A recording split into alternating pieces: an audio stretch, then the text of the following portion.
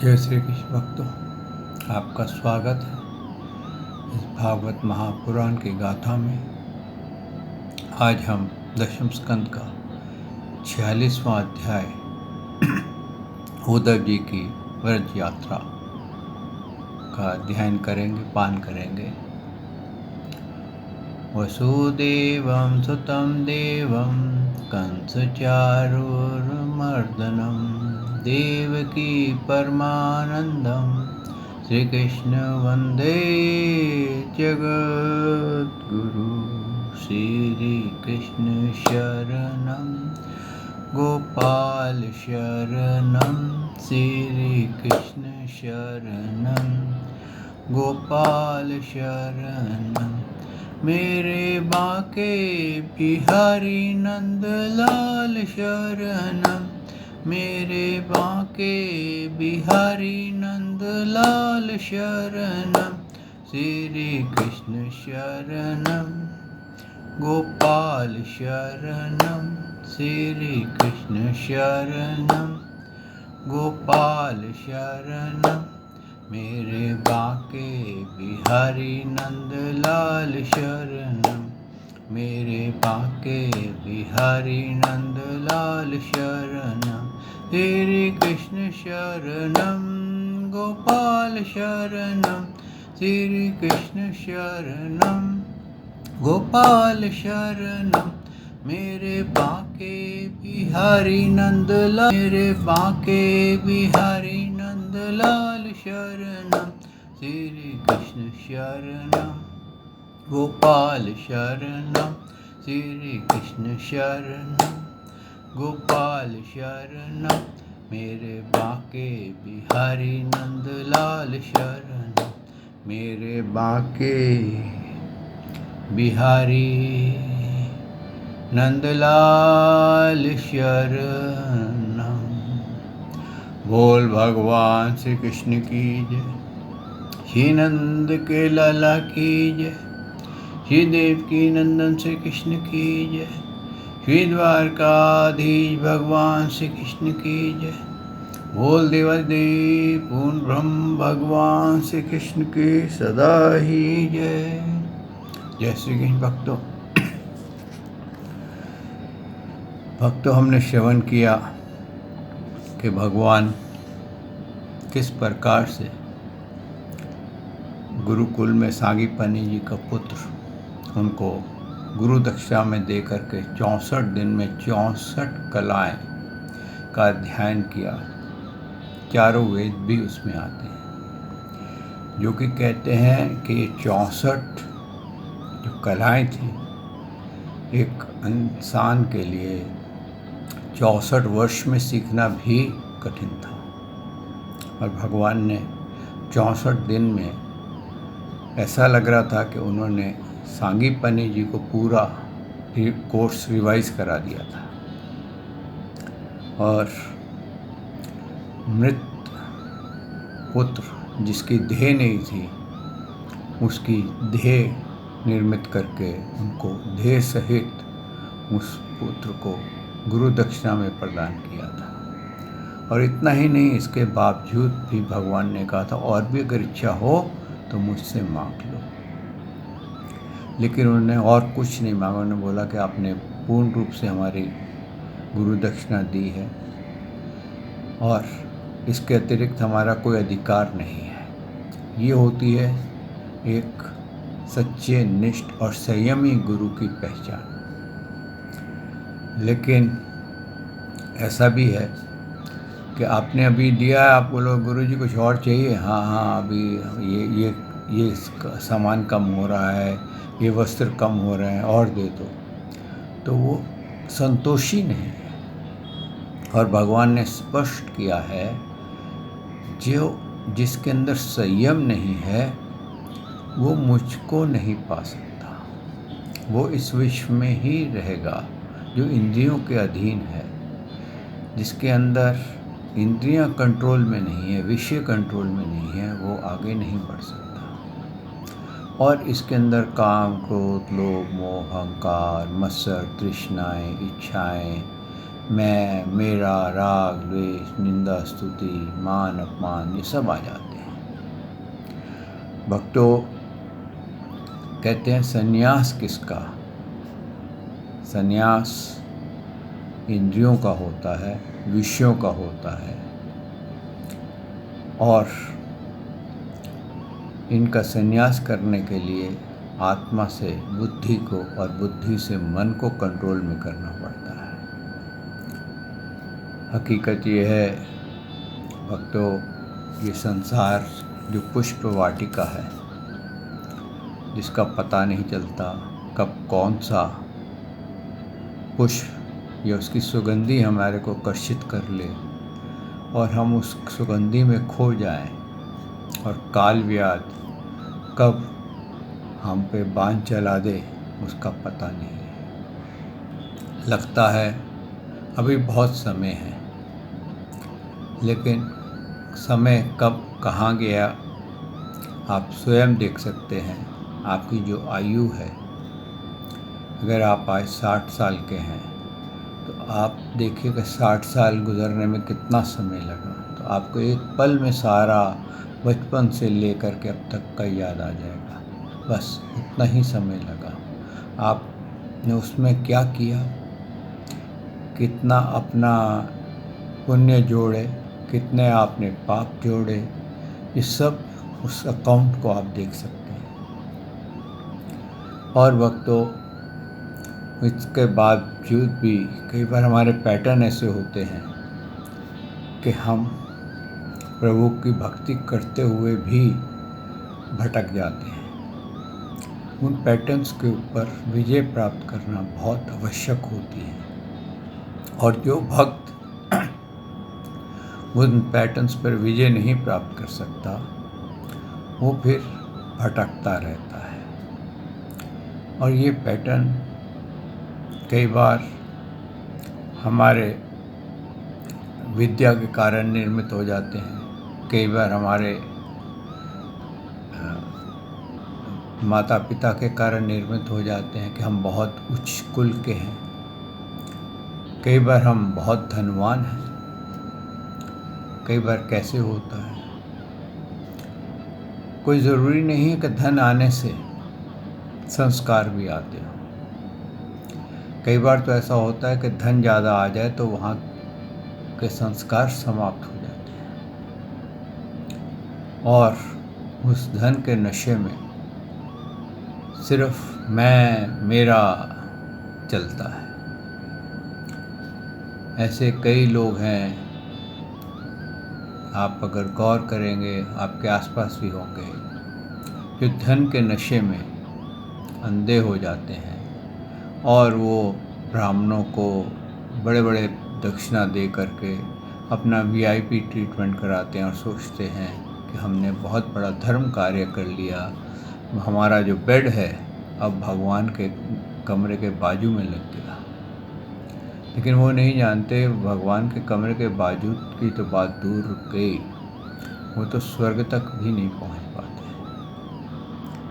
भक्तों ये विषय ही ऐसे हैं, ये कार्य ही ऐसे हैं, जो कि भगवान की लीलाएं जो हैं वो हमारे को हर पल हर जगह समझाती हैं। जिस वक्त भगवान श्री कृष्ण तो किसी का भी अहंकार वो देखते थे तो उसका अहंकार वो नष्ट कर देते थे, विशेषकर जो उनके भक्त होते थे।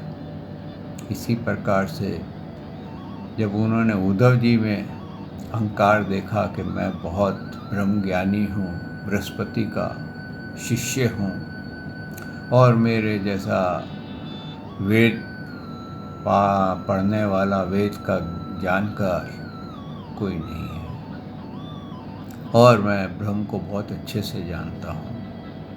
ब्रह्म क्या है?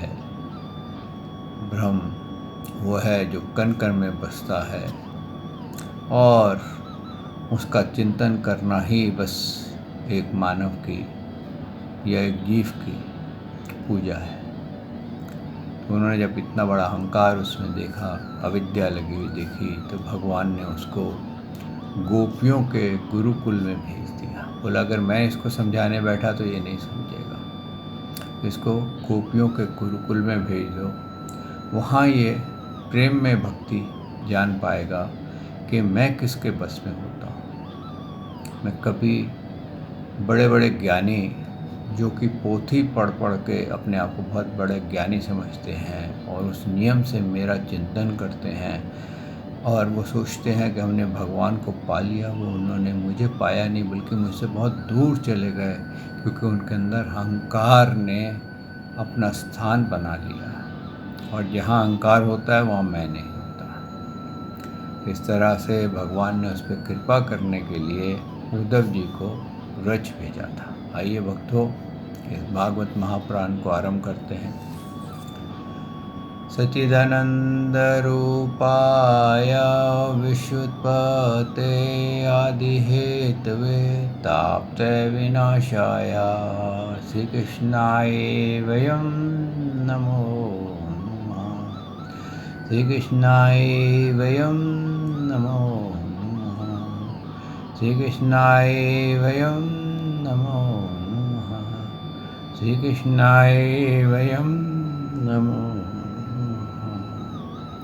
बोल देवादिदेव पूर्ण ब्रह्म भगवान श्री कृष्ण की सदा ही जय। आगे सुखदेव जी कहते हैं, उद्धव जी विष्णु वंशियों में एक प्रधान पुरुष थे। वह साक्षात बृहस्पति के शिष्य थे और परम बुद्धिमान थे।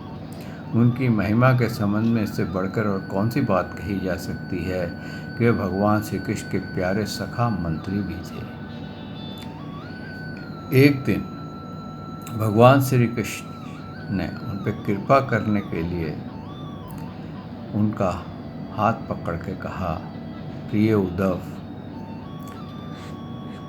मेरे से जो व्रज है वो विसरता नहीं है, वहाँ का मेरे को चिंतन लगा रहता है और मैं अपने ब्रह्म कार्य करने में असफल हो रहा हूँ।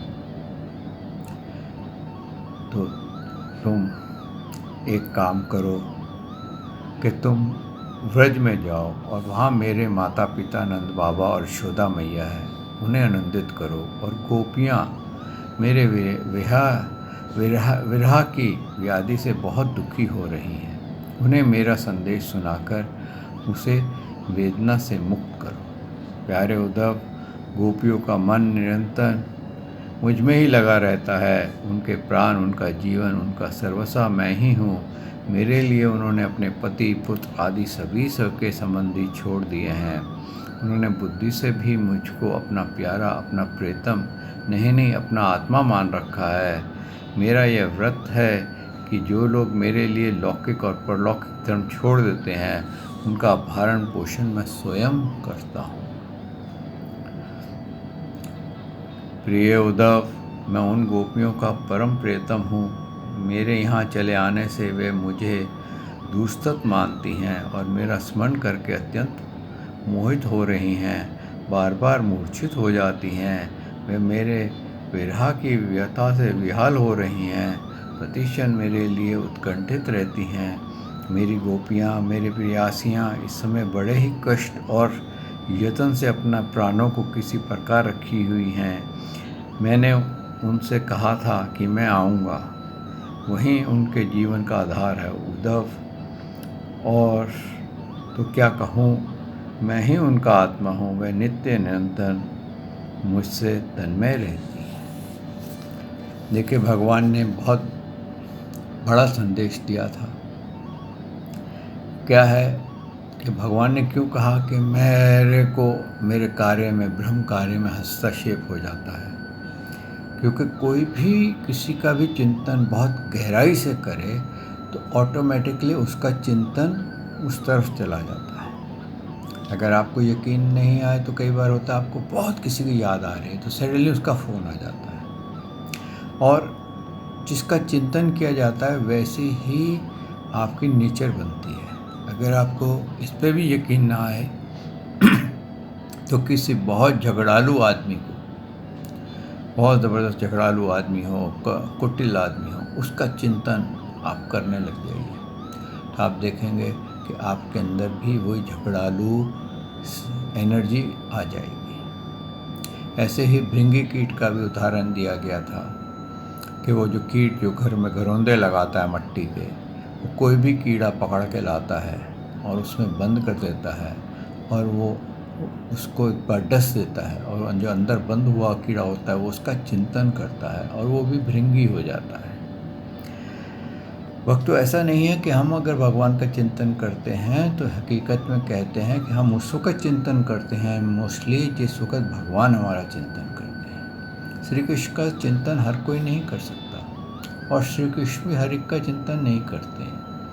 आप अपने आसपास देख लीजिए कितने परसेंट लोग ऐसे हैं जो भगवान श्री कृष्ण का चिंतन करते हैं। 2 पल के लिए किया, जोत जला दी भगवान के मंदिर में, 2 डंडौते डाल दिए, विशेष रगड़ लिया और हो गया चिंतन। और बाकी टाइम हाथ में माला लेकर के बस उसको रॉबर्ट की तरह घुमाते रहे और सारी दुनिया की बातें करते रहे, किसी की निंदा स्तुति सब कुछ करते रहे, किसी के साथ झगड़ा भी किया तो भी माला घूम रही है। तो भक्तों, ये एक रॉबर्ट स्टाइल हो जाता है आपका, जैसे आँखें खुलती हैं बंद होती हैं, खुलती है बंद होती हैं। कई लोग ऐसी प्रैक्टिस कर लेते हैं, हाथ में माला घूमती रहती है और सारी दुनिया भर की बातें भी हो जाती हैं और हर कार्य भी कर लेते हैं और सोचते हैं कि आज हमने कितना माला फेर ली। तो भक्तों, इस तरह से भक्ति नहीं होती है। भक्ति मन से होती है, दिखावे से नहीं होती है। और यहाँ गोपियों का जो चित्त था वो मन वाणी शरीर से श्री कृष्ण में हो चुकी थी और वो तो उनका संस्कार ही ऐसा था, उनका पैटर्न ही ऐसा था। जिन्होंने मोक्ष त्याग दिया हो भगवान के लीला के लिए, भगवान का स्पर्श प्राप्त करने के लिए, उनकी सेक्रीफाइस कितनी बड़ी हो सकती है। आप ये सोचिए कि एन लास्ट मिनट पे अगर आपको, जैसे कि राम जी को राज मिल रहा था और एन लास्ट मिनट में कह दिया तुम्हें वनवास जाना है, और राम जी जब वनवास गए तो राम जी की कितनी बड़ी सेक्रीफाइस थी, कितना बड़ा त्याग था। वैसे ही भक्तों, हर कोई इस त्याग को नहीं कर सकता। ये त्याग बहुत ही रेयर होते हैं भक्त, उच्च कोटि के जो भक्त होते हैं, जो भगवान श्री कृष्ण पे कहते हैं ना ब्लाइंड फेथ करते हैं, कि उनके लिए ही भगवान ने कहा है कि मैं उनके योग क्षेम की रक्षा मैं करता हूँ, उनके सारे कार्य मैं करता हूँ। उनको पता ही नहीं होता कि क्या कर रहे हैं। कई बार बहुत ज़्यादा जो भगवान के चिंतन करते हैं उनको ये पता ही नहीं होता कि वो क्या कर रहे हैं। अगर दूध में शक्कर डालनी है तो कई बार वो नमक डाल देते हैं। क्यों? आप कई बार देखिए, जब आप कोई कार्य कर रहे हो और उस वक़्त आप कोई और चिंतन कर रहे हो और वो देखिए आप सब्जी बना रहे हो, कुछ कर रहे हो, तो कार्य गलत हो जाएगा। क्यों? कि आपका चिंतन, आपका चित्त भगवान उस चिंतन में लगा हुआ है, न आपका इंटरेस्ट उस समय उस कार्य में नहीं लगा हुआ है। ऐसे ही भक्तों ज्ञान के लिए भी होता है। अगर कोई बहुत अच्छा ज्ञान मिल रहा हो, हम उसका ध्यान से ना सुने, हम कुछ स्वेटर बुनते हुए, कुछ और कार्य करते हुए, एक समय पे कई आप देखते हैं स्त्रियाँ अक्सर एक समय पे 2-2, 3-3 कार्य करने लग जाती हैं, तो वो पूरा ध्यान नहीं ले पाते। ऐसे ही भक्तों, अगर हम सोचते हैं कि हम एक समय पे 2 कार्य कर सकते हैं, तो अभी तक ऐसा होता नहीं है।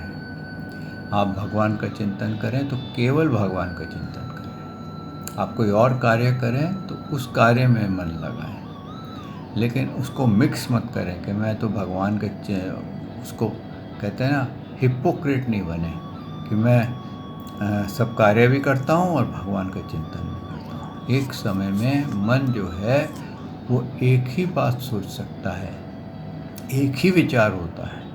1 मिनट में 40 विचार आते हैं मन में। वो 40 विचार अधिकांश भूतकाल के होते हैं और थोड़े से भविष्य काल के होते हैं, लेकिन उन 40 विचारों में हम एक विचार के साथ कई बार इतना खो जाते हैं कि हमारे को चिंतन ही नहीं रहती कि हम क्या कर रहे हैं। आप कभी भी इसका ध्यान करके कभी मेडिटेशन में बैठिए, तो आप बैठेंगे तो भगवान का नाम लेते हुए बैठेंगे, लेकिन पहुंच कहीं और जाएंगे। ऐसे ही वक्तों हम कई लोग हैं, सोने के समय जब निद्रा का रात को विश्राम करते हैं तो माला हाथ में लेके माला फेरते हैं।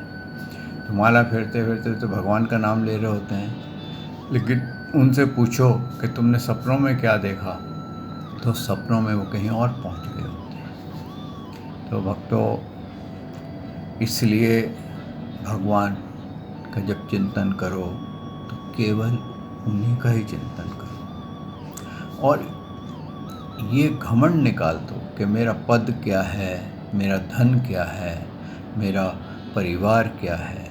क्योंकि कहते हैं ना, धनवान, कुलवान, ज्ञानवान, अनेकों वान जो हमारे साथ लगे हैं, इन वानों को जब तक आप निकालोगे नहीं कि वान क्या है, आपके अंदर लगे हुए कांटे हैं। इन कांटों को आप जब तक नहीं निकालोगे, आपका हृदय शुद्ध नहीं होगा, और जब तक हृदय शुद्ध नहीं होगा, आप प्रभु की भक्ति नहीं प्राप्त कर सकोगे। यही संदेश, यही चीज़ पाने के लिए उद्धव जी को उन्होंने ब्रज भेजा था। कहते हैं जब उद्धव जी ब्रज के लिए प्रस्थान किया और ये कहा कि मैं उनको ऐसा बता के आऊँगा कि बस ऐसा ध्यान करो और अपने मन में भगवान का दर्शन करो, वही तुम्हारा कल्याण हो जाएगा। ये तो ब्रह्म है, ब्रह्म कभी किसी का सका नहीं होता। उनका तो कार्य यही है कि अपनी लीला दिखा करके और लुप्त होना। आप किसके लिए इतना रो रही हो? ब्रह्म से कोई रिश्ता नहीं होता। ब्रह्म तो ऐसे जैसे सूर्य आकाश में है। आप यहाँ से सूर्य को प्रेम करूँगा, मैं सूर्य को मैं छूऊँगा, तो कैसे छू सकते हो? नहीं छू सकते। तो ऐसे ही जो छूने की कोशिश करता है, बस वो फिर देखता ही रह जाता है, उसके हाथ में कुछ नहीं लगता। और ये तो कोई गलत भक्ति कर रही है, मैं अभी उनको समझा के आता हूँ। तो कहते हैं उद्धव जी ब्रज के लिए जब गए तो वहाँ पर मार्ग में उन्होंने पूछा बालकों से कि बालकों, यह नंद भवन कहाँ है? यहाँ तो गाँव में बहुत सारे अच्छे अच्छे भवन नज़र आ रहे हैं, तो नंद भवन कौन सा है? क्योंकि मेरे को उनका भवन पता नहीं चला। तो बालकों ने बोला, देखो वो धारा बह रही है ना जल की, तो ये धारा को देखते हुए ये धारा नंद भवन से ही निकल रही है। अच्छा, इतनी ऐसी वहाँ क्या कोई ऐसा कुंड है जो इसमें से धारा फूटती? बोले हाँ, कुछ है वहाँ पर, ये नंद बाबा के घर से निकलती है। तुम इस धारा को के पे चलते जाओ और वहाँ पहुँच जाओ। तो धारा को देखते देखते नंद भवन की तरफ चल दिए।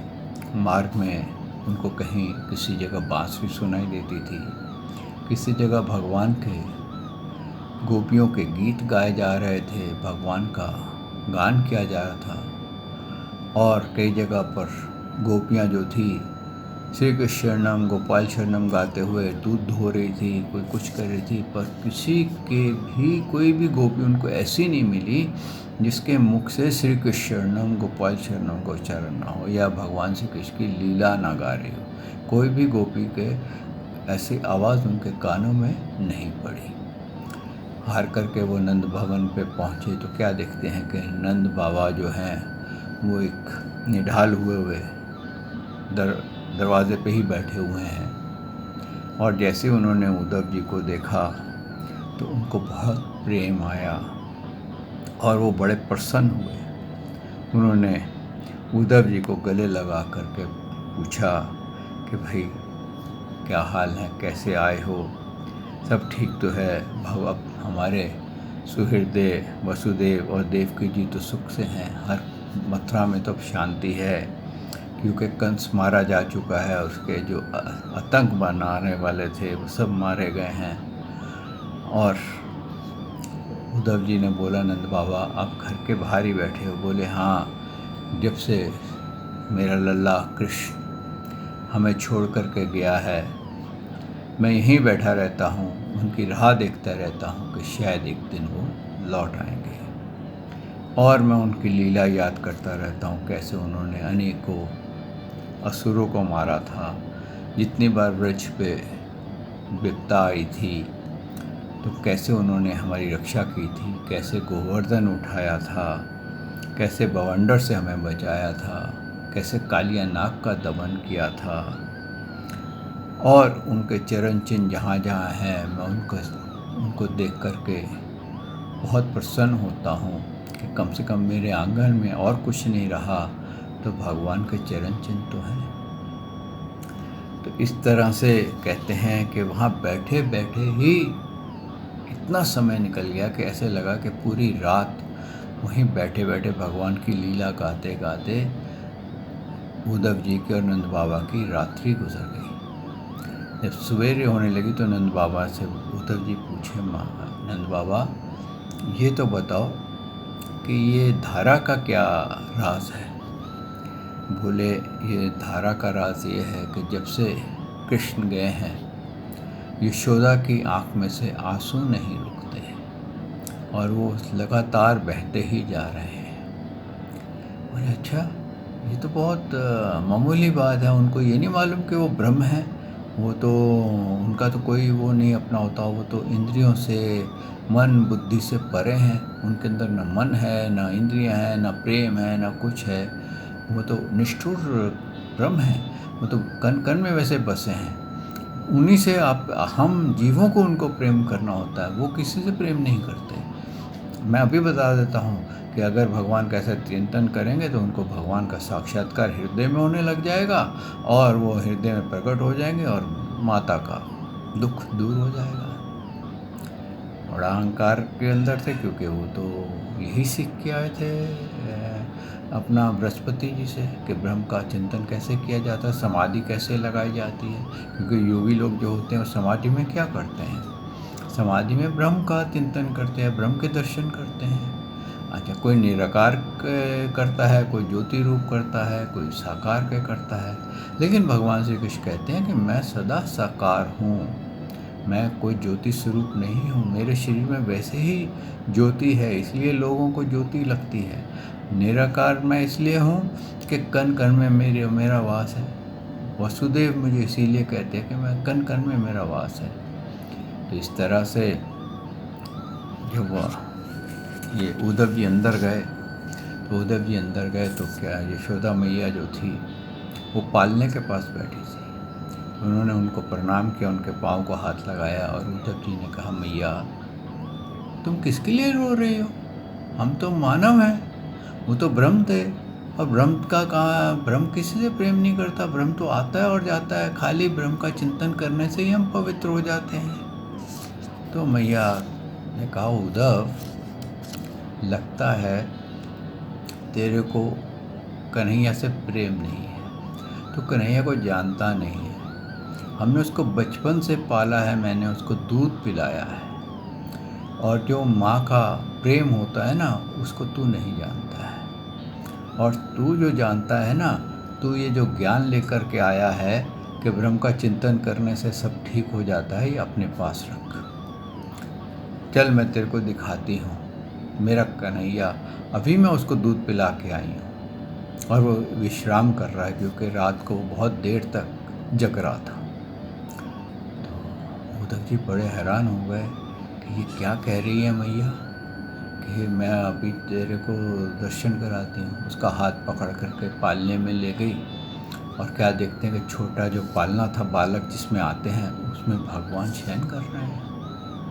उद्धव जी बहुत हैरान, कह रहे ये क्या लीला है प्रभु कि आप जो जिस रूप में आपको देखना चाहता है उस रूप में आप यहाँ पर विराजमान हैं। तो उन्होंने हाथ जोड़े मैया को, बोले मैया तेरी भक्ति के आगे मेरा ज्ञान व्यर्थ है, किसी काम का नहीं है। मैं तो ऐसा ज्ञान देखा ही नहीं कि मैं जो चाहूँ वही ब्रह्म रूप धारण करके मेरे सामने आ जाए।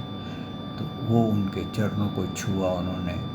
फिर उद्धव जी ने स्नान किया कलेवा किया और अपना जो नित्य क्रम होता है भगवान की भक्ति पूजा, उन्होंने जो मंत्र पढ़ने थे वो मंत्र पढ़े और उसके बाद वो निकल करके गोपियों से मिलने के लिए गए। आइए भक्तों, यहाँ आज वाणी को विश्राम देते हैं। कल प्रभु ने चाहा तो मैं आपकी सेवा में हाजिर होऊंगा और गोपियों ने उनको क्या ज्ञान दिया या गोपियों ने उनसे क्या ज्ञान पाया, हम कल इसके ऊपर अध्ययन करेंगे, गान करेंगे। श्री कृष्ण शरणम गोपाल शरणम, श्री कृष्ण शरणम गोपाल शरणम, मेरे बांके बिहारी नंदलाल शरणम, मेरे बांके बिहारी नंदलाल शरणम, श्री कृष्ण शरणम गोपाल शरणम, श्री कृष्ण शरणम गोपाल शरणम, मेरे बांके बिहारी नंदलाल शरणम, मेरे बांके बिहारी नंदलाल शरणम। बोल भगवान श्री कृष्ण की जय, श्री नंद के लाला की जय, श्री देवकी नंदन श्री कृष्ण की जय, श्री द्वारकाधीश भगवान श्री कृष्ण की जय। बोल देवाधिदेव पूर्ण ब्रह्म भगवान श्री कृष्ण की सदा ही जय। जय श्री कृष्ण भक्तों।